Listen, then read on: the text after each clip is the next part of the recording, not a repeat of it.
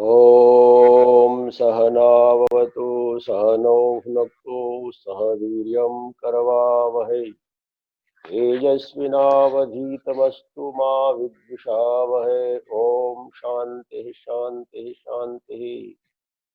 गुरुर्ब्रह्मा गुरुर्विष्णु गुरुर्देवो महेश्वरः गुरुः साक्षात् परब्रह्म तस्मै श्रीगुरवे नमः।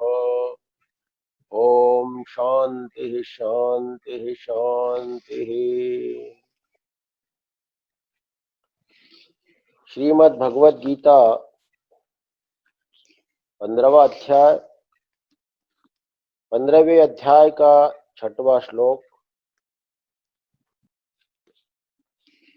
बड़ा ही सुंदर। यदादित्यगतं तेजो जगद्भासयतेऽखिलं यच्चन्द्रमस्य चाग्नौ तत्तेजो विद्धि मामकम्। इसके पहले श्लोक में भगवान ने मोक्ष के स्वरूप का वर्णन किया। भगवान ने कहा वो धाम मेरा है जहां जाकर पुनः संसार में लौटना नहीं होता। द्वंद्वी विमुक्ता सुख दुख सद्मैर्गच्छन्त्य मूढ़ा पदमव्ययम् अमूढ़ा ज्ञानिनः गच्छन्ति। जो अमूढ़ है माने मूढ़ नहीं है, जो संसार के तरफ मुड़े हुए नहीं है। मूढ़ माने जो संसार की तरफ मुड़े हैं, जिसका ध्यान संसार की तरफ है। परांचिखाणे वितरणत स्वयं हो तस्मात् परांग पश्यति नान्तरा। श्रुति ने कहा कि हमारी इंद्रियां बाहर हैं और वो बाहर गच्छति अंचति विषयों की तरफ गतिमान होती रहती हैं और इसीलिए वो आत्मसत्ता की तरफ से मुड़ी हुई। ये हमारी इंद्रियां बाहर दुनिया के पदार्थों में गतिमान, वो बहिर्मुख है और इसीलिए आत्मसत्ता को जानने में वो समर्थ नहीं। जो विषय वासना में पड़े हुए लोग हैं, जिनके जीवन में संयम नहीं है, जिनके जीवन में सत्य नहीं है, जिसके जीवन में ईमानदारी नहीं है, जिसके जीवन में भगवान का भजन नहीं है, जिसके जीवन में थोड़े समय के लिए मौन चुप रहना भी नहीं है, और जो सुबह से शाम तक संसार का चिंतन करते रहते हैं, शोक मग्न रहते हैं, भगवान ने कहा वो मूढ़ है, मूढ़े हुए हैं। वो भगवान के तरफ से मुड़े हुए और वो ऐसे मुड़े हुए लोग परमात्मा को न प्राप्त होते। वो परमात्मा को प्राप्त नहीं करते हैं, वो आत्मबोध को प्राप्त नहीं करते हैं, वो संसार को प्राप्त करते हैं। वो शोक और मोह को प्राप्त हो जाते हैं। लेकिन जो आत्म संयमी है, जो छोटी छोटी बातों में परेशान नहीं होते हैं, जो विवेकवान है, जो सत्संगी है, जो मान मोह आदि छोटी छोटी क्षुद्र संकल्पनाओं में जो नहीं जीते हैं, जो ज्ञान संपन्न है, भगवान ने कहा वो अमूढ़ा, वो अमूढ़ है। अमूढ़ है माने वो परमात्मा की तरफ मुड़े हुए। और ऐसे जो ज्ञानी संबुद्ध पुरुष हैं, वो गच्छन्ति प्राप्नोति, वो मेरे को प्राप्त कर लेते हैं, आत्म बोध को, निर्वाण को प्राप्त कर लेते हैं। और वो निर्वाण कैसे हैं? बोले अव्ययम पदम, वो अव्यय पद है। वो पद है, वो प्रतिष्ठा, वास्तविक प्रतिष्ठा, आत्मा ही वास्तविक पद है, आत्मा ही वास्तविक प्रतिष्ठा है। हम अपने आप में रहे, हम इंद्रियों में न रहे, हम इंद्रियों के विषयों में न रहे, हम निरंतर अपने में रहे, वही वास्तविक पद है, वही वास्तविक प्रतिष्ठा है। और ये जीवन की सर्वोत्कृष्ट स्वस्थता है। अज्ञानी व्यक्ति अस्वस्थ होता है और ज्ञानी परम स्वस्थ, क्योंकि ज्ञानी स्व में, अपने में रहता है। स्वस्थ का अर्थ ही यही है, जो अपने में रहे। स्वयं तिष्ठति स्वस्मिन् तिष्ठति इति स्वस्थः। जो स्वयं अपने में ही निवास करता है, उसी को स्वस्थ बोलते हैं। बीमारी के समय में भी हम अपने में नहीं रहते, हम दूसरे में रहते हैं। ये दूसरे में रहने का ही नाम बीमारी है। हम बीमारी में, हम शरीर में रहते हैं। बीमारी में हम सिर में रहते, सिर दर्द होने लगा तो हमारी चेतना सिर में चली आती। हमारे पैर दुखने लगते हैं तो हम पैरों में चले जाते हैं। हमारी सारी चेतना खींचकर पैरों में उतर आती है। शरीर में कहीं भी दर्द हो जाए तो हम वहां पहुंच जाते हैं, हम वहीं रहना शुरू कर देते हैं। और वो दूसरे में जो रहना है, यही तो अस्वस्थता है। ज्ञानी परम स्वस्थ है, क्योंकि वो अपने में निवास करता है। स्वस्मिन् तिष्ठति, वास्तविक वही पद है, वास्तविक वही प्रतिष्ठा है। और उसको एक बार व्यक्ति प्राप्त करने के बाद पुनः संसार में नहीं आता है, क्योंकि संसार में आने के लिए अज्ञान मूलक वासना का होना बहुत जरूरी है।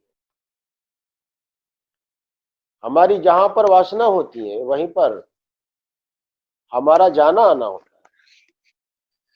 जहां हमारी वासना नहीं होती है, वहां हमारा जाना आना नहीं होता। परम पूज्य महाराज श्री को किसी एक व्यक्ति ने पूछा,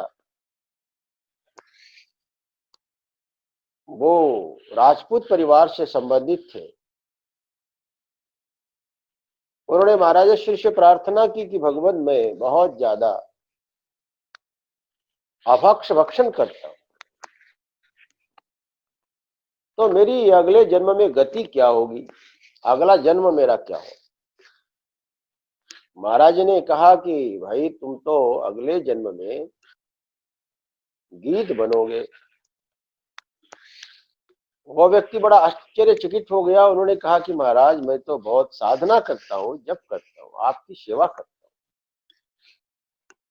हूँ, और उसके बाद भी क्या मैं गीध बनूंगा। महाराज श्री ने कहा कि तुम्हारी जो वासना है, जो अभक्ष भक्षण करने की जो वासना है, ये इतनी प्रबल है कि तुम एक मनुष्य बनकर कितना भी अभक्ष भक्षण करो, मांस खाओ, तो वो तुम्हारी वासना तृप्त नहीं होगी। और ये वासना यदि इस जीवन में नहीं टूटेगी, नहीं मिटेगी, मरने तक वो बनी रहेगी, तो अगला जन्म मानो निश्चित तय है कि अगला जन्म वासना वशात वो वासना ले जाए, वो गीत के शरीर में ले जाए। हमारी वासना हमें ले जाती है। हम जहां जाना चाहते हैं वहीं जाते हैं। अब ये तो लॉकडाउन है, कोई बाहर नहीं निकल रहा है, इसलिए बहुत हमारे वासना पर प्रतिबंध है। पता नहीं हमारे जीवन में क्या क्या वासना इन 2 महीनों में प्रकट होती, क्या क्या नहीं करती। लेकिन ऐसा प्रतिरोध है, सोशल डिस्टेंसिंग, एकांत, जो चाह के भी हम अपनी वासना पूरी नहीं कर पाते। जहां भी हमारी जाने की इच्छा होती है वहां हम पहुंच जाते हैं। जो खाने की इच्छा होती है वो खा देते हैं। ये वासना का प्रभाव है, वासना क्रिया में ले जाती, वासना जन्म में ले जाती। लेकिन आत्म संबुद्ध जो पुरुष हैं, भगवान का जो परम भक्त हैं, जिन्होंने साधना के द्वारा उस परमात्मा को, आत्म तत्व को प्राप्त कर लिया है, जिसकी सकल वासनाएं शांत हो गई, जो जीवन मुक्त महापुरुष हैं, भगवान कहते हैं कि वो कभी संसार को प्राप्त नहीं करते। अमूढ़ाः पदम अव्ययम गच्छन्ति, ऐसे ज्ञानी पुरुष अव्यय पद को प्राप्त कर लेते हैं। अभी अगले श्लोक में भगवान कहते हैं कि वो अव्यय पद क्या है। उस अव्यय पद का स्वरूप क्या है। यदादित्यगतम तेजो जगद्भासयतेऽखिलम् यच्चंद्रमसि यच्चाग्नौ तत्तेजो विद्धि मामकम्। भगवान कहते वो जो पद है, जो महानिर्वाण है, जो आत्म पद है, जो आत्म स्थिति है, जिसका ज्ञानी संबुद्ध पुरुष अनुभव करता है। यत आदित्यगतम तेजो जगत भासयतेऽखिलम्। भगवान कहते कि आदित्यगत तेज जिसको भाषित करता है, न तद भासयते सूर्यो न शशांको। भगवान कहते हैं कि उसको सूर्य भी प्रकाशित नहीं करता है। ये श्लोक बड़ा मजेदार है।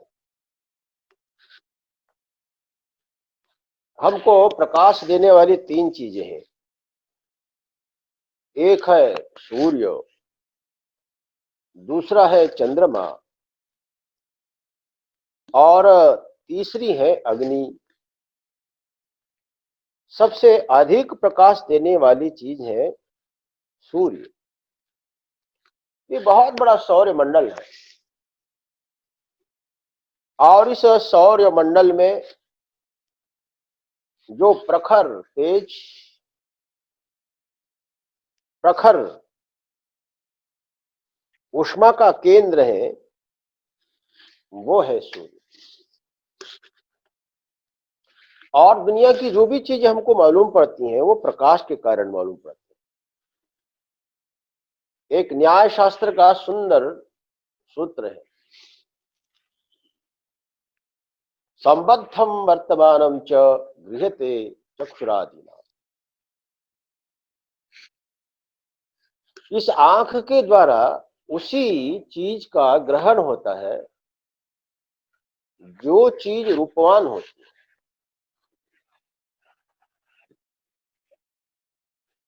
जो चीज रूपवान नहीं होती है वो चीज हमको आंख से दिखाई नहीं देती। ये नियम ही है। जो रूपवान चीज है उसको आंख से देखना पड़ता है, और जिसमें रूप नहीं है, जैसे हवा, आप किसी को पूछिए आपने हवा को कभी देखा है क्या?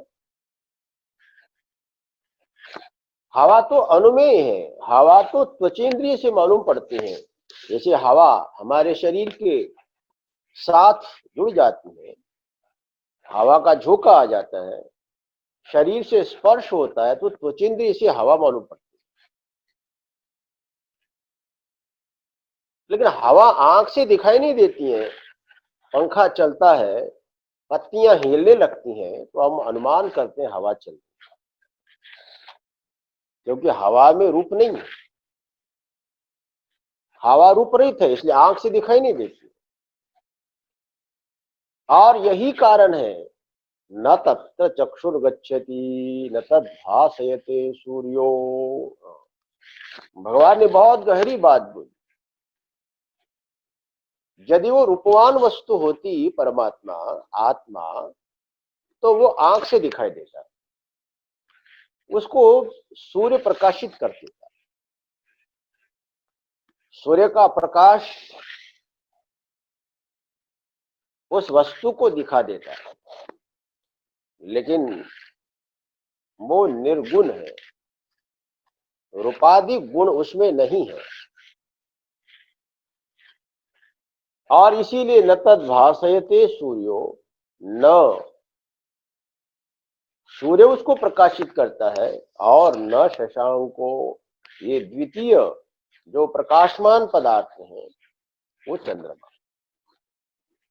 ये चंद्रमा और सूर्य और ये अग्नि, ये तीनों हमेशा प्रकाशित करते रहते हैं पदार्थों को, लेकिन उस आत्मा को प्रकाशित करने का सामर्थ्य इन तीनों में नहीं है।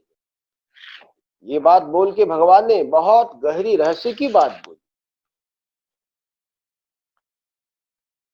भगवान ने कहा न तत्र चक्षुर्गच्छति, न मनो,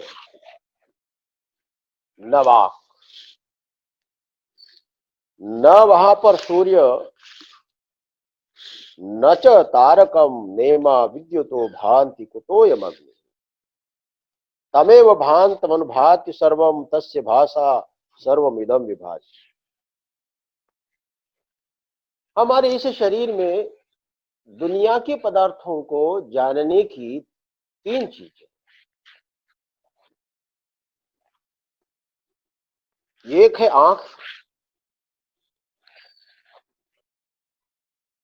और ये नेत्र, आंख जो है वो पांचों इंद्रियों के प्रतीक है।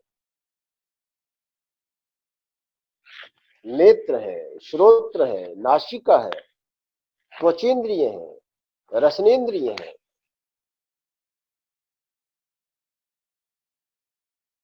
और इन पांचों इंद्रियों से हम बाहर के पदार्थों को जान लेते हैं। और ये नेत्र है, इसकी जो देवता है वो सूर्य।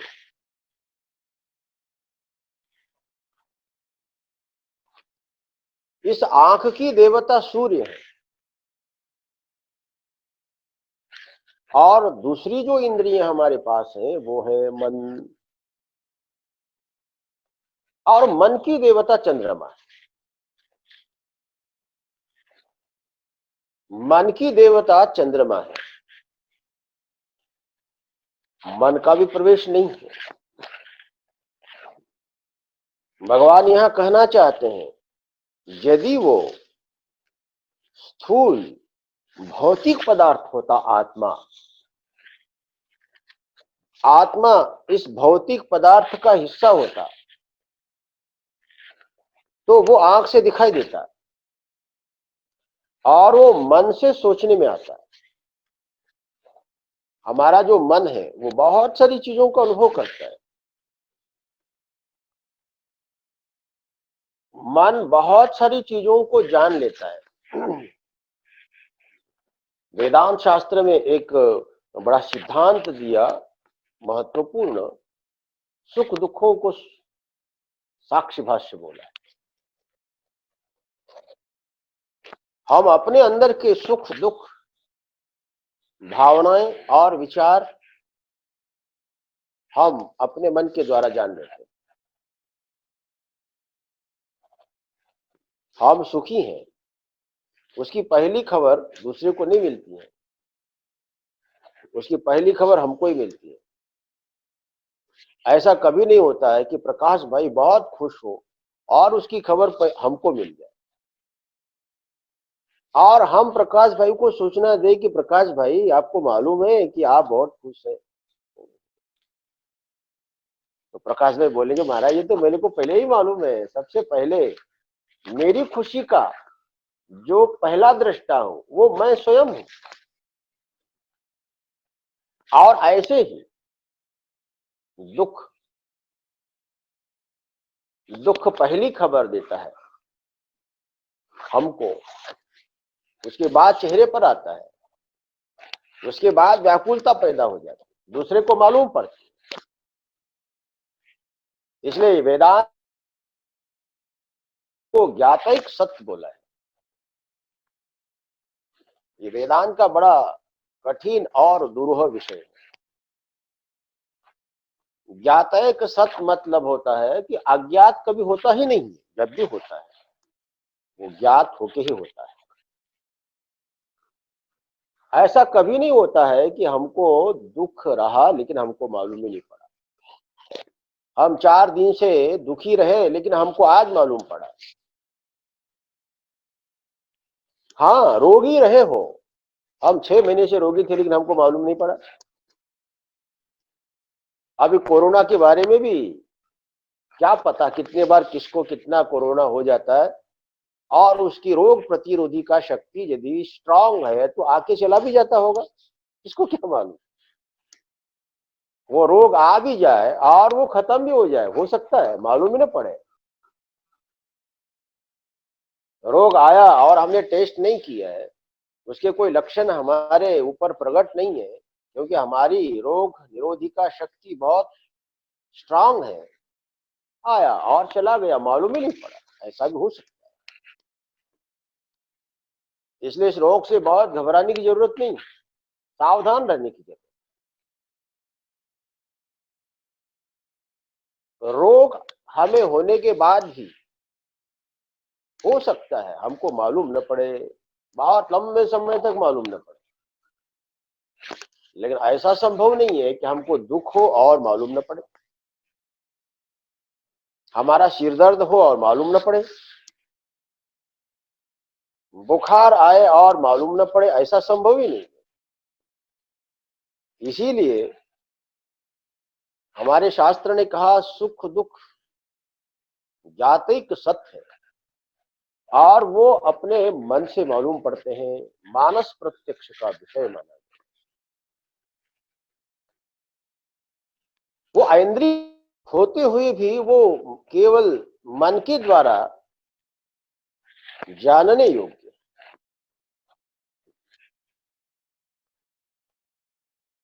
हम सुख दुख को मन के द्वारा जानते हैं, हम अपने विचारों को मन के द्वारा जानते हैं, हम काम क्रोध आदि विकारों को अपने मन के द्वारा जानते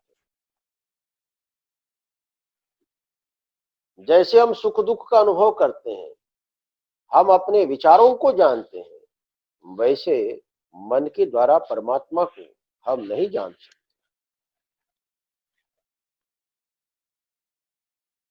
तो हम परमात्मा को फिर जानते कैसे हैं, ये भी जानना बहुत जरूरी है। न तत्र चक्षुर्गच्छति न तद् भासयते सूर्यो न शशांको। अब वहां पर न चंद्र की गति है, न सूर्य की, न अग्नि की गति है,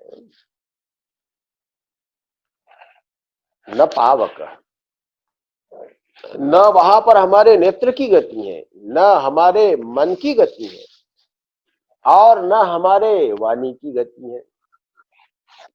उस परमात्मा को वाणी के द्वारा हम कह सकते हैं कि इस वाणी की जो देवता है वो अग्नि देव, अनुग्राहक अग्नि है। तो क्या इस वाणी के द्वारा उस परमात्मा को बोल कह सकते हैं? भगवान कहते कि नहीं कह सकते, वहां पर अग्नि का प्रवेश नहीं है, वहां पर वाणी का प्रवेश नहीं है। फिर उस परमात्मा को हम कैसे जानते हैं? अब यहाँ पर एक तरफ भगवान ये भी बोल रहे हैं उसको जानते हैं, उसको जानने के बाद ही तो वो महानिर्वाण को प्राप्त हो जाते हैं, वो समृद्ध हो जाते हैं, मोक्ष को प्राप्त कर लेते हैं। और अभी अगले श्लोक में भगवान कहते हैं न तद् भासयते सूर्यो। अब इसकी संगति भी बड़ी मजेदार है। एक तरफ श्रुति कहती है मनसा एव इदम आप्तव्यम, उस परमात्मा को जानने का उपाय क्या है? बोले मन ही है, मन ही है। और बोले यद्गत्वा न निवर्तन्ते तत्थाम परमम न स पुनरावर्तते। श्रुति ने कहा यद ये बुद्धियादि सारे बुद्धि सहित ये जो मन है उस परमात्मा को जानने के लिए आगे बढ़ा, लेकिन वो जान नहीं। अब एक प्रश्न उठता है, एक तरफ श्रुति कहती है कि वो परमात्मा मन से जाना जाता है, और दूसरी श्रुति कहती है वो मन से भी जानने योग्य नहीं। और एक तरफ वाणी से कहते भी हैं और दूसरे तरफ ये कहते हैं वो वाणी का विषय नहीं है। पहले हम इसी विषय पर थोड़ा विचार करते हैं। बहुत सारी ऐसी चीजें हैं जिसमें वाणी का प्रवेश नहीं है। गूंगे तेरी शर्करा खाए और मुस्कुराए। कोई भी आदमी ये नहीं बता सकता है स्वाद कैसा होता है। आप किसी व्यक्ति को पूछिए जो बहुत ज्यादा मीठा खाता है, जो बहुत ज्यादा मीठा खाता है, उस व्यक्ति को भी आप पूछ ले भाई मीठा कैसा होता है, तो क्या बताएगा वो बोलेगा लड्डू। लड्डू का नाम लेगा, भाई लड्डू ये मीठे का नाम नहीं है। वो बोलेगा जलेबी। भाई वो जलेबी मीठा, मीठा किसको कहते हैं? चलो, आपने किसी को बोला कि 1 किलो मीठा ले आओ, तो क्या आप मीठा ला सकते हो? नहीं। आप ला सकते हैं, लड्डू ला सकते हैं, आप हलवा ला सकते हैं, आप जलेबी ला सकते हैं, लेकिन मीठा कैसे लाओगे? ये बड़ी मजेदार बात है। हम मीठा क्या है इसका शब्द के द्वारा निर्वचन नहीं कर सकते। वो परमात्मा की बातें छोड़ो। हम तीखा क्या होता है इसको वर्णन नहीं कर सकते। इधर की अपेक्षा मुंबई के लोग ज्यादा तीखा खाते हैं, लेकिन आप उनको पूछो तीखा क्या होता है। सभी लोगों के जीवन का अनुभव प्रेम, हर आदमी ने प्रेम का अनुभव किया कहीं ना कहीं, माँ के साथ, भाई के साथ, पत्नी के साथ, बच्चों के साथ, गुरु के साथ, भगवान के साथ। लेकिन बताए कि प्रेम किसको बोलते हैं? इसलिए एक हमारा ग्रंथ है वेदांत शास्त्र का, प्रस्थानत्रयी बोलते हैं उसको, खंडन खंड खाद। उसके ऊपर एक टीका है, उस टीका का नाम है अनिर्वचनीयता सर्वस्व। उन्होंने कहा कि भैया तुम दुनिया में किसी भी चीज का वर्णन नहीं कर सकते। ये काम चला रहे हैं हम, ये काम चला रहे हैं, सारा व्यवहार तो चलता है, मालूम पड़ जाता है। मीठा बोलते हो, मालूम पड़ जाता है, मीठा मालूम पड़ जाता है। वो मीठा शब्द संकेत दे देता है आपको, आओ अच्छा अच्छा मीठा। लेकिन वो मीठा क्या है आप नहीं कर सकते। प्रेम, सब लोग व्यवहार कर रहे हैं प्रेम प्रेम, लेकिन वो मीठा क्या है शब्दों से आप पूछे तो कहना बहुत मुश्किल। जब दुनिया की किसी भी चीज का वाणी से वर्णन संभव नहीं है, तो हम उस परमात्मा का वर्णन कैसे कर सकते? और इसीलिए यहाँ भगवान ने कहा न तत्र वाग गच्छति, वहां वाणी का प्रवेश नहीं, वो अनिर्वचनीय है। गूंगे तेरी शर्करा खाए और मुस्कुराए। उसका अनुभव किया जा सकता है, उसका अनुभव किया जा सकता है, उसको शब्दों में कहा नहीं जा सकता। इसलिए भगवान ने कहा न तत्र पावक है, वहां अग्नि का भी प्रवेश नहीं है। और वो मेरा धाम है, वो मेरा स्वरूप है, वो मेरी आत्मा है।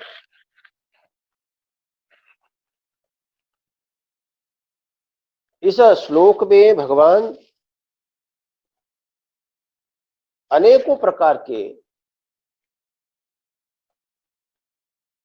जो लोग लोक लोकांतर की कल्पना करते हैं, लोग बोलते हैं कि भैया मोक्ष माने स्वर्ग जाना है, कुछ लोग बोलते हैं स्वर्ग जाना ही जीवन का लक्ष्य है।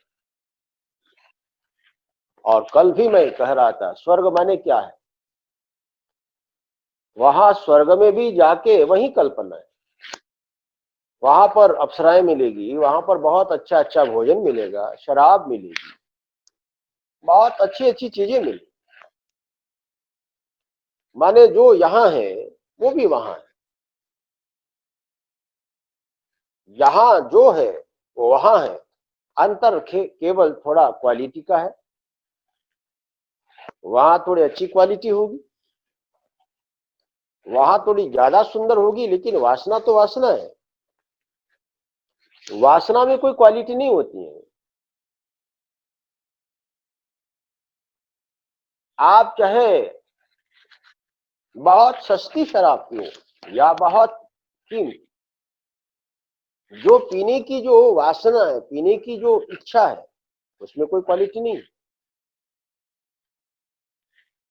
इसलिए भगवान सावधान कर रहे हैं, आपके जीवन का जो उद्देश्य है, आपके जीवन का जो लक्ष्य है, आपके जीवन का जो मोक्ष है, वो ऐसा नहीं है जहां पर सूर्य प्रकाशित कर ले उसको। वो स्वर्ग भी होगा तो वो अंधेरे में नहीं होगा। जब हम स्वर्ग में जाएंगे, कोई व्यक्ति स्वर्ग जाएगा तो वहां अंधेरा नहीं होगा, वहां भी प्रकाश होगा। अंधेरे में जाके करेगा क्या हो? भाई कोई व्यक्ति स्वर्ग जाए और वहां जाने के बाद देखे चारों ओर अंधेरा ही अंधेरा, तो वहां स्वर्ग में उसको आनंद नहीं आएगा। इसका मतलब वहां प्रकाश होगा, वहां भी कोई सूर्य होगा। ये भोग विलासिता की चीजें सारी है, ये दृश्य है, वो सूर्य के प्रकाश के द्वारा प्रकाशित है। इसलिए भगवान ने कहा, जहां तक सूर्य प्रकाश देता है, जहां तक सूर्य भौतिक पदार्थों को प्रकाशित करता है, वहां तक मेरा ये मोक्ष नहीं, मेरा धाम वैसा नहीं है। मेरा धाम है जो सूर्य को भी प्रकाशित करे, जो सूर्य को भी प्रकाशित करता है, जो चंद्रमा को भी प्रकाशित करता है। सूर्य उसको प्रकाशित नहीं करता है, अपितु सूर्य को भी जो प्रकाशित करता है। चंद्र उसको प्रकाशित नहीं करता है, अपितु चंद्रमा को ही वो प्रकाशित करता है। अग्नि उसको प्रकाशित नहीं करती है, अपितु अग्नि को ही वो प्रकाशित करता है। हम आंख बंद करके बैठ जाए और बैठ करके देखे अपने आप में, अपने आप में हम देखें मैं कौन हूं, और उसके बाद तो सारी चीजें अपने अंदर ही ये भगवान की चीजें मालूम पड़ेगी। जो हमारा होना है, जो हमारा अस्तित्व है, वहां तक सूर्य की पहुंच नहीं है, वहां चंद्रमा की पहुंच नहीं है, वहां अग्नि की पहुंच नहीं है। चंद्र सूर्य अग्नि की पहुंच हमारे शरीर तक, हमारे आत्मा तक नहीं है। एक बार की बात है, मैं ऋषिकेश में था, एक महात्मा जी मिले, बड़े सिद्ध पुरुष थे। जब वो ऋषिकेश में आते थे तो विरक्त साधु महात्माओं को कंबल बांटते थे, भोजन बांटते थे, आवश्यकता की बहुत सारी चीजें साधु महात्माओं को बांटते थे। चप्पल, जूते, छतरी, बहुत सारी चीजें बांटते थे। और वो स्वयं मौन रहते थे, अपने सेवकों को बोलते थे बांटो सबको। बहुत छोटा था, वहां एक गुफा थी, गुफा में रहता था। जब उनको मालूम पड़ा कि मैं बड़ा कम उम्र का साधु और गुफा में रहता हूँ गंगा के किनारे, बड़े प्रसन्न हो गए और वो मेरे को इशारा करके अपने कक्ष तक ले, और वहां उन्होंने मेरे को बहुत अच्छी सत्संग की बातें बता दी। उन्होंने बहुत अच्छा, मैंने उनको एक प्रश्न किया, भगवान आत्मसत्ता को जानने का उपाय क्या, हम अपने आप को कैसे जाने? बड़ा ही सुंदर ये प्रश्न। उन्होंने कहा कि बेटा, इस प्रश्न की सीढ़ी बनाकर तुम नीचे उतर जाओ, तुम देखो, जो भी तुम्हें दिखाई दे, तुम ऐसा अनुभव करो वो मेरे से अलग है और मैं अलग। तुम शरीर को देखो, शरीर से अलग। इंद्रियों को देखो, इंद्रियों से अलग। और वो जो चीज है वो तुम।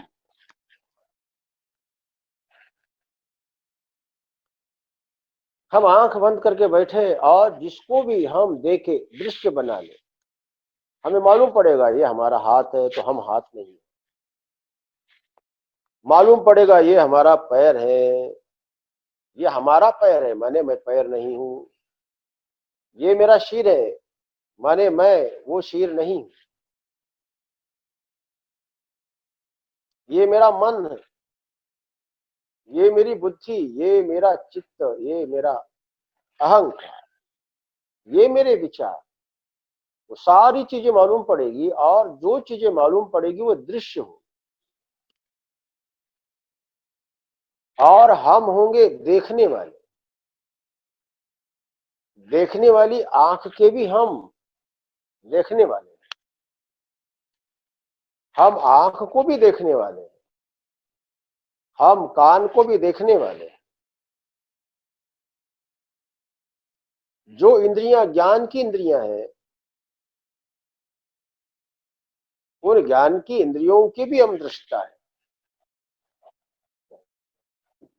और जो अवशिष्ट साक्षी है, भगवान कहते हैं वहां तक किसी की भी पहुंच नहीं है। आत्म सत्ता तक हमारी